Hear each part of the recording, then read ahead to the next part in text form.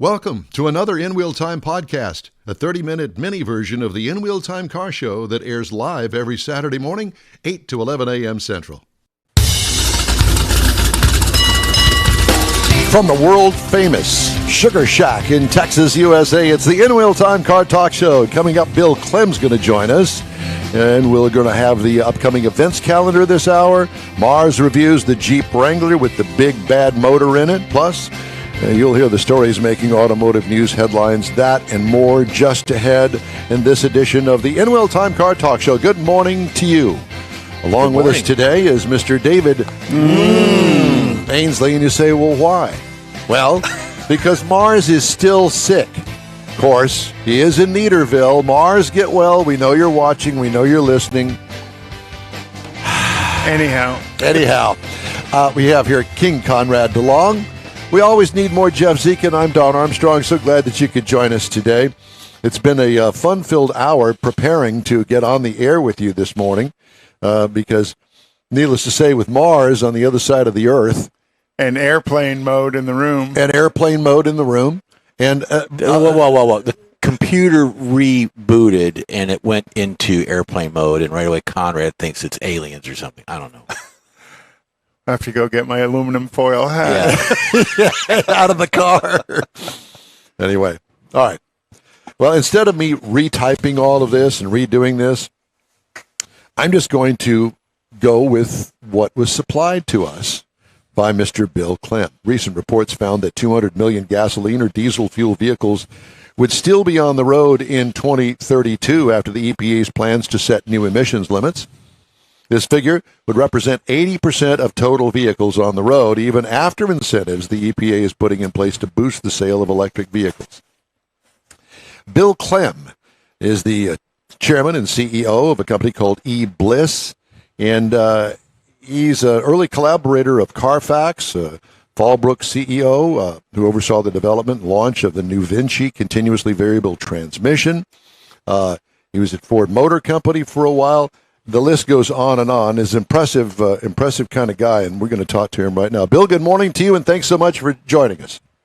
Hey, good morning from Houston I'm in Baton Rouge today. So Baton Rouge. Morning. Listen, I've been on the road. I know how that works. You go to bed at night and you think, okay, I'm in Baton Rouge. You go to sleep. Where am I? Yeah, yes. And then you wake up the next morning and you think, I don't know where I am right now. I can relate. So, Bill, tell me what you're doing today. So eBliss Global is a e-mobility OEM. So we manufacture and sell high quality e-bikes. So we make transportation vehicles, but that's kind of the first product that we're taking to the marketplace. So that's what I do today is we design and manufacture Generation 3 e-bikes for sale predominantly in the United States. Awesome. Well, clearly you have an automotive background and have been involved in the auto industry, I guess, since you got out of college or even before that. And, you've led some pretty interesting companies throughout your career, and now you're into bikes. But tell me how you've gotten into this look-see at what the EPA is doing and where we stand today with, the EPA coming down with the manufacturers and saying, look, we need to have 100 miles per gallon by such and such a date. I know I'm exaggerating, but how does this all play into what you're doing? So it's interesting. So there's 119 million rides in America in a car every day. 29 million of those are less than a mile. So if you really think about what's happening in the United States, consumers are beginning to choose the way they move themselves and their materials, right? And then in addition to that, there's also cargo and delivery that's happening in urban environments that the urban environments can't take all the trucks in these markets. And so there's a need for a much better way to distribute humans and to be able to move them around. We believe that the 1 mile, if we can help consumers make that choice 29 million times a day, we think that's probably the biggest impact you can make in the marketplace, because it isn't about the number of cars on the road. Clearly, that's a numerical value. It's really around the decisions consumers make on what they're going to ride. Well, it's interesting. First thing that comes to my mind are these communities, mainly in Florida, where they're basically golf cart transportation. They go to the store, they go to exercise, they go home, and it's all within their own community in golf carts. Why not? That's exactly what my mother did. Well, you guys are actually pointing out, and today it's a golf cart. What's the real mode of transportation, right? I grew up in Detroit. I wanted to work for the Ford Motor Company since I was 5 years old. I got an opportunity to follow my dream and do that. I held some leadership positions there, learned a ton. Helped start the e-bike business in Europe through the transmission that we were designing and building, and now really trying to do that here. I think this comes back to the point is consumers are choosing on what they're going to use. Your golf cart idea, that's 100% right.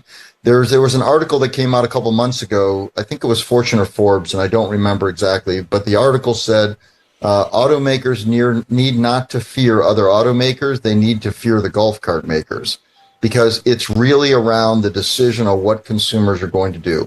The other thing that happened is COVID changed a lot of the behavior fundamentally about where people commute and where they drive. Amen. There's still a lot of people working from home. The homes are being dealt with differently. We're wearing out our homes because now we're living them as our offices. So there's a ton of changes that are going on. As you think about regulations, right? So you mentioned, this whole notion of the EPA. It's not a bad thing to set targets. The problem is that the targets are relatively unrealistic as far as the technological capability of the United States system. So we don't have a grid that could support broad-based everybody in a Tesla. We don't have a grid.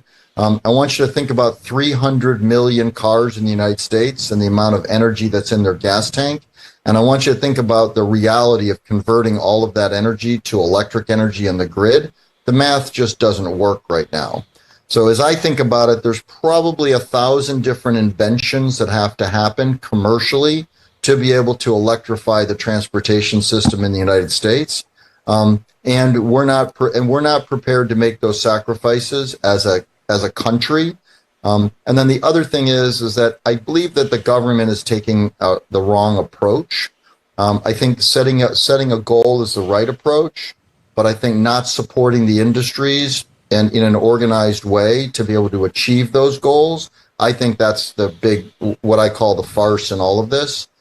If you go back to the early 1960s when John F. Kennedy stood up in front of the world and said, we're going to go to the moon, all of John F. Kennedy's advisors said, we have no technology to get us to the moon. Like, we don't know how to do that. Well, 8 years later, we were on the moon. And that's because the government and industry got together to solve the problems as a unified country.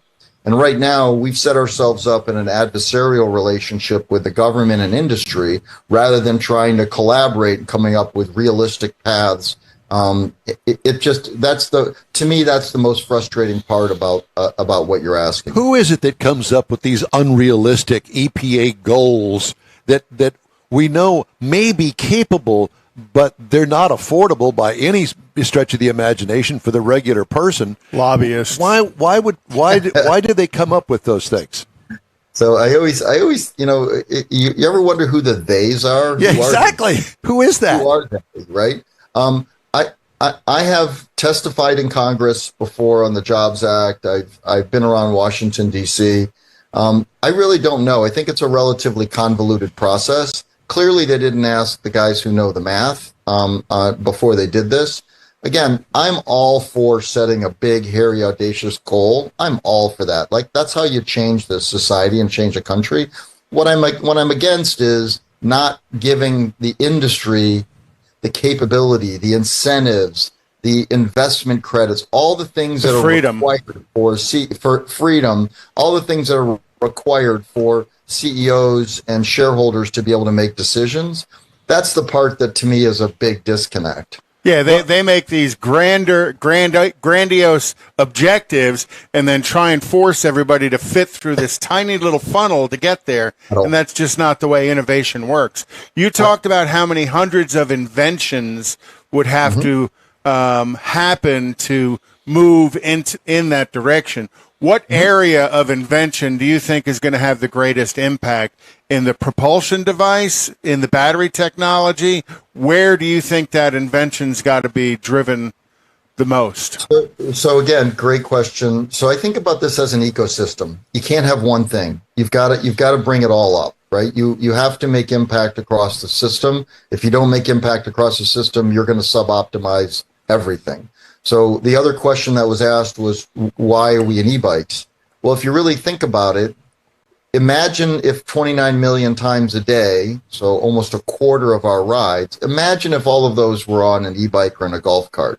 You would absolutely change the profile, or you would change the climate issues in major metropolitan areas. I mean, you would improve the air quality dramatically if you just did that.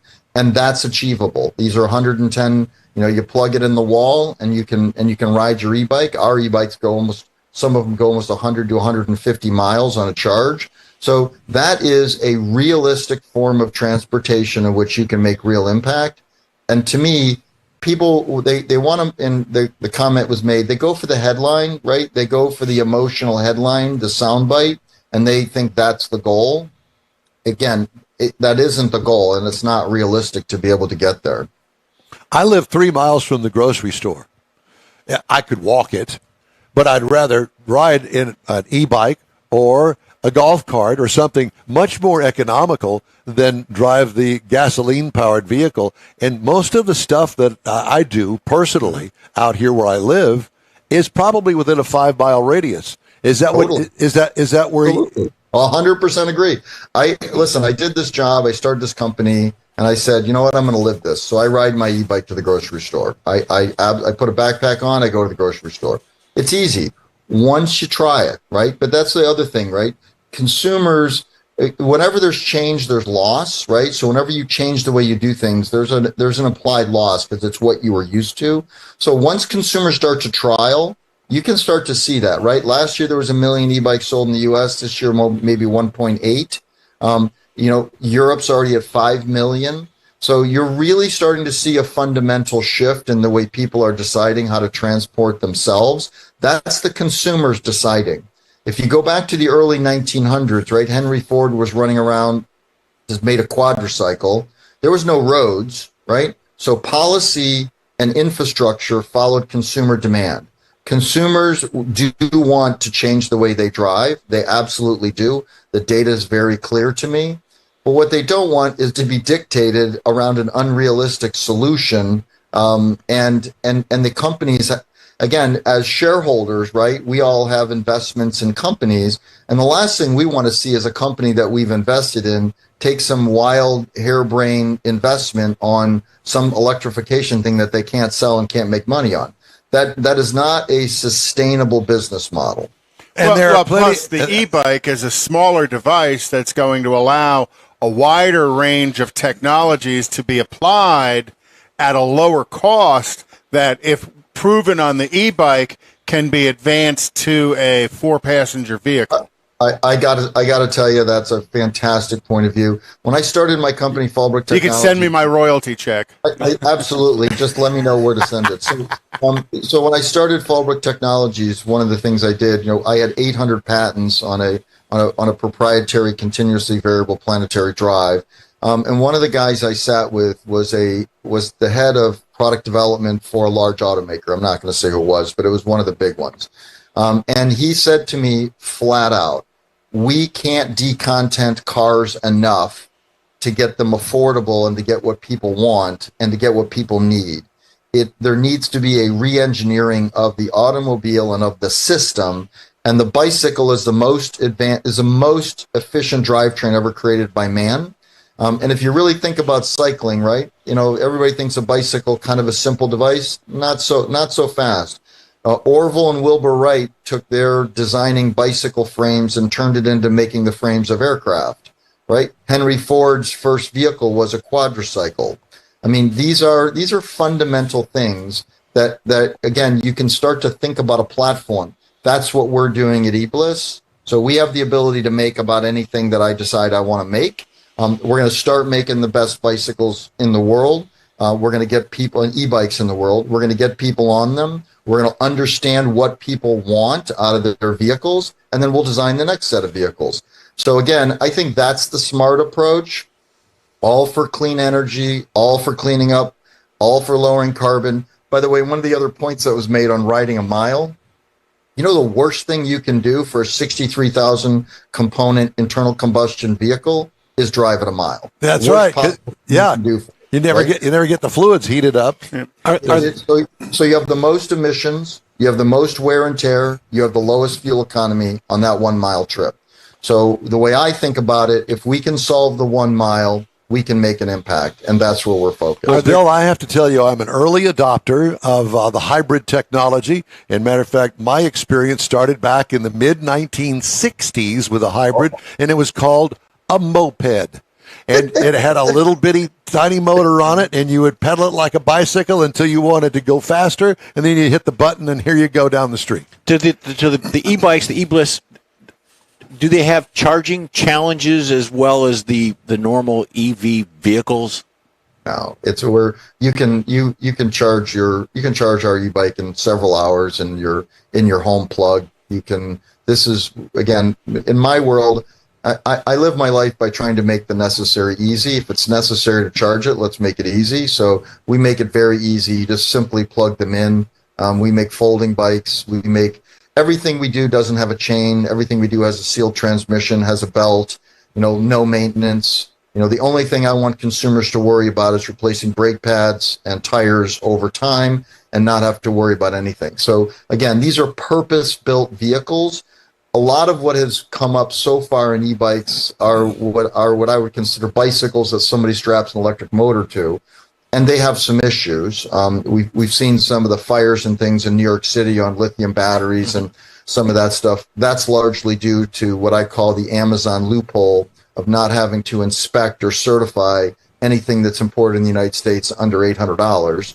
And so a lot of people in China who are making these lithium-ion batteries are shipping them through that loophole.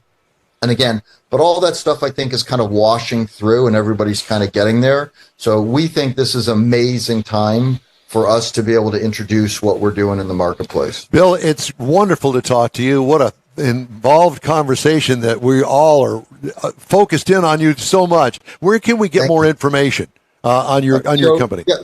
So our website is out there. Again, we've been a little opaque because I didn't feel the necessary to go blast out what we're doing. So I'm on this kind of a road show talking to people like you guys.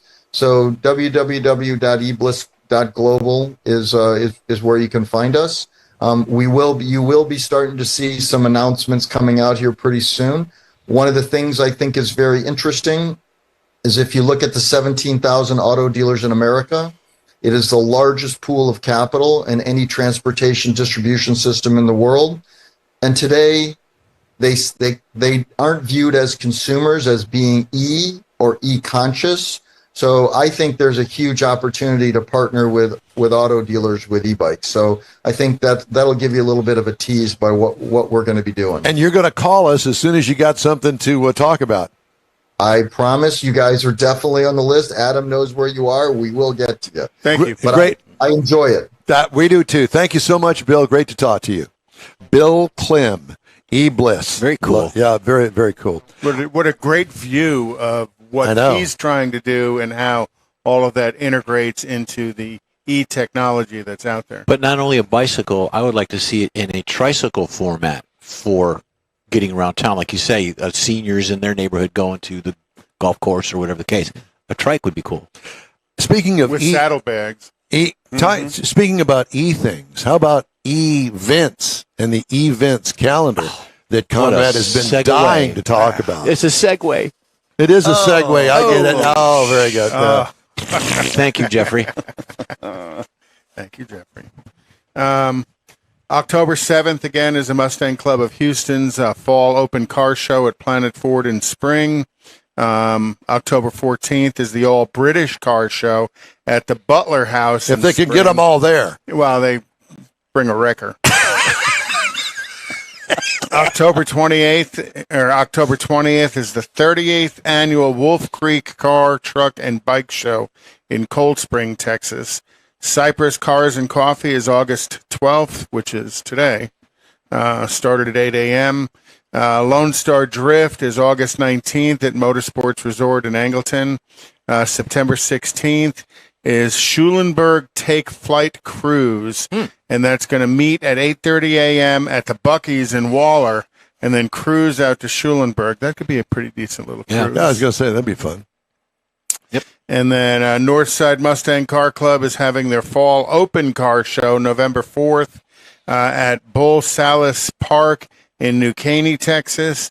And one I think is the best name out there is Saturday, October 28th, is the Oak Turbo Fest at the Karam Shriners in Waco, Texas. Thank you, sir. Time now for this hour's car review. Mr. Mars has recorded a nice little piece on the Jeep Wrangler, and here it is. I had the chance to drive the 2024 Jeep Wrangler Rubicon 392. Now, this is a midsize SUV, 5-passenger, based on the 4-door limited Jeep Wrangler. The Wrangler does come in 6 trim levels: the Sport S, the Rubicon, the Sahara, the High Altitude, and the Rubicon 392 that we were driving. Now, new for this year, it has a factory-installed 8,000-pound Warn winch. It's got a new 7-slot grille design up front, even integrated the antenna to kind of smooth out the lines on the vehicle. Up front, you're going to find fog lights, tow hooks all around, and skid plates underneath at all the critical places. It does have a 2-inch suspension lift with Fox shocks because this is the Rubicon. We also had the optional Sky one-touch power top.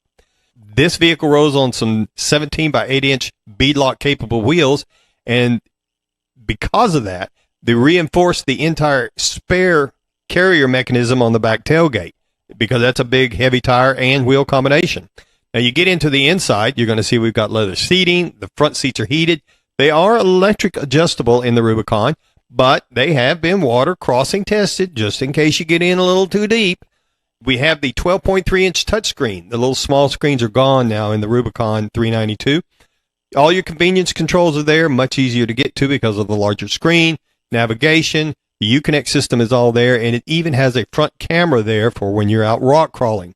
Helps a whole lot. For audio, we had the Alpine Premium Audio System that will fill up the inside of that Jeep real well with some nice quality sound and make sure all your neighbors know what your favorite songs are. Now, up under the hood, this is part of what makes this vehicle special. 6.4-liter V8 SRT engine, 475 horsepower, 470 pound-feet of torque, backed by an 8-speed automatic. This vehicle is capable of towing 5,000 pounds when properly equipped. Now, the EPA says you should be looking for 13 miles to the gallon in the city, 16 out on the highway. I drove the vehicle 388.5 miles the week I had it. I got 13.0 as an average. I will say the 392 provides a lot of smooth power. It's easy to ease around wherever you want to go, and I can imagine rock crawling, because we don't have many rocks down here. We got a lot of sand. You'd have to be a little touchy with that accelerator pedal because it'd be very easy to goose at the wrong time. But you put the hammer down on that thing out on the highway, it will sing nicely. It does have a firm ride out on that highway, but with that heavier engine, I actually think it improves the ride a lot because it feels more solid, more attached to the highway. There's still road noise. It's a big vehicle with big tires on it, so it's going to make some noise, but it does drive better in my opinion. Now, the base model price is $49,990. Now, the base trim price in that Rubicon level is $87,595. As tested, we're looking at $95,945 with the options. Some of the other competitors don't have 24 pricing out, so a 2023 Ford Bronco starts at $35,890. However, you look across at the Bronco Raptor, which would be the closest thing to this Rubicon, $75,375 to start. 2023 Land Rover Defender starts at $56,400. 2023 Toyota 4Runner starts at $41,490. So you take all these competitors and you stack them up against the Wrangler Rubicon 392, and you look at the power and you look at the performance that you're getting out of it, both on the highway and off-road, then you really start to see where the Jeep is going to take you. Something definitely worth driving. And that's my review of the 2024 Jeep Wrangler Rubicon 392. You know, he doesn't sound sick. Yeah, he did. We know he yeah. is, though. Yeah. Well, sick in the mind, but it is not. He's not. Doesn't sound like I'm on my deathbed. Doesn't sound that way. Okay, thank you, Mr. Mars. Time now for some of the cars that were sold on Hemmings last week. There you go. I like doing this because it's fun. 69 Chevy C10 pickup truck, what they call a square body. I don't know why they call it that, but whatever. Sold for $23,100. It looks like a used C10 that is nothing special about it. It's clean. Crazy the money those trucks bring. Yeah, stupid money. 72 Chevy Corvette with no horsepower, $25,725. Jeez, really? Here you go. Speaking of British, a 1972 MGB. Oh, gosh. Remember that thing? Oh, yeah. $9,500 worth of trouble. Well, 72 was the small front bumper cars. It wasn't until 73 and 74 they put them big old honking bumpers on it. It just ruined it. Well, the Mazda folks with their Miata killed that car. Oh, yeah. 2007 Saturn Sky. I always liked those. Sold for $15,750. Wow, that's a lot. That's a lot of money. 79 Chevy C10, another square body, $17,000.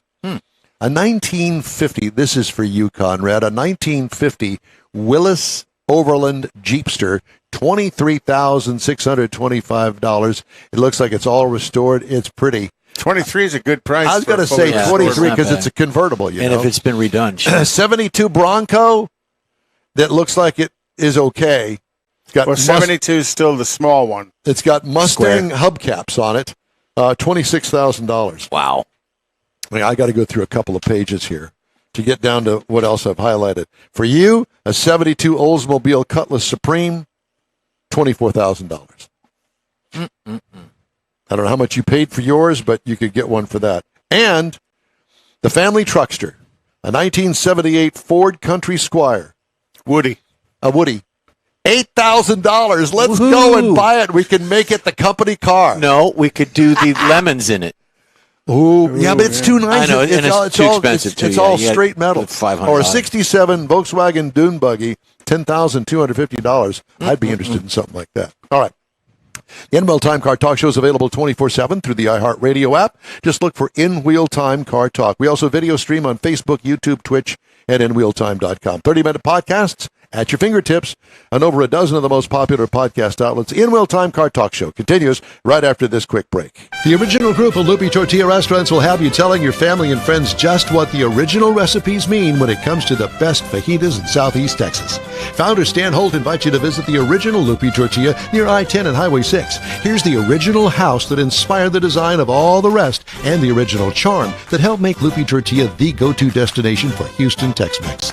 Speaking of original, nothing can compete with the original lime pepper marinade that everyone will agree makes Loopy Tortilla award-winning beef fajitas the best anywhere.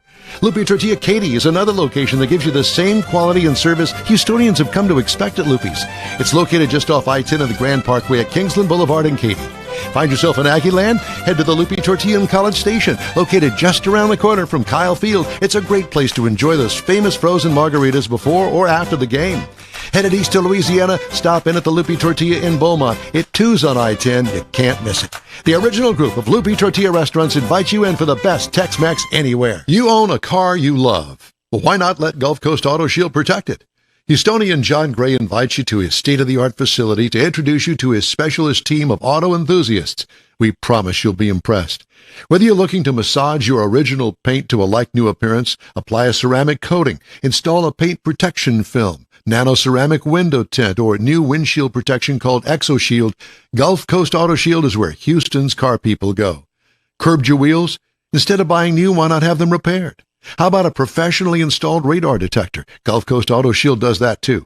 Get a peek inside the shop and look at the services offered by getting online and heading to gcautoshield.com. Better yet, stop by their facility at 11275 South Sam Houston Tollway, just south of the Southwest Freeway, and get a personal tour. Gulf Coast Auto Shield is your place to go for all things exterior. Call them today, 832-930-5655 or gcautoshield.com. The award-winning In-Wheel Time Car Talk Show is available on the most popular podcast channels out there in 30-minute episodes. We realize our 3-hour live show can be difficult to catch in its entirety, so So now you can listen every day to a convenient, fresh 30-minute episode. Check us out on Apple Podcasts, Spotify, Google Podcasts, Amazon Music, and Audible, along with a dozen more. In Wheel Time has the most informative automotive guest interviews and new car reviews, along with popular features including Conrad's Car Clinic and This Week in Auto History, along with automotive news headlines. Our live broadcast airs every Saturday, 8 to 11 Central on InWheelTime.com, the iHeart app, and on YouTube. Be sure to say hello when we're broadcasting from the Tailpipes and Tacos Cruise Inn, Autorama, and the Houston Auto Show, among others. Now, it's easier than ever to hear about all things automotive all week long. You're invited to join fellow car enthusiasts in becoming part of the ever-growing In Wheel Time Car Talk family. Don't forget those 30-minute podcast episodes on your favorite podcast episode of the In Wheel Time Car Show. I'm Don Armstrong, inviting you to join us for our live show every Saturday morning, 8 to 11 a.m. Central on Facebook, YouTube, Twitch, and our InWheelTime.com website. Podcasts are available on Apple Podcasts, Spotify, Stitcher, iHeart Podcast, Podcast Addict, TuneIn, Pandora, and Amazon Music. Keep listening, and we'll see you soon.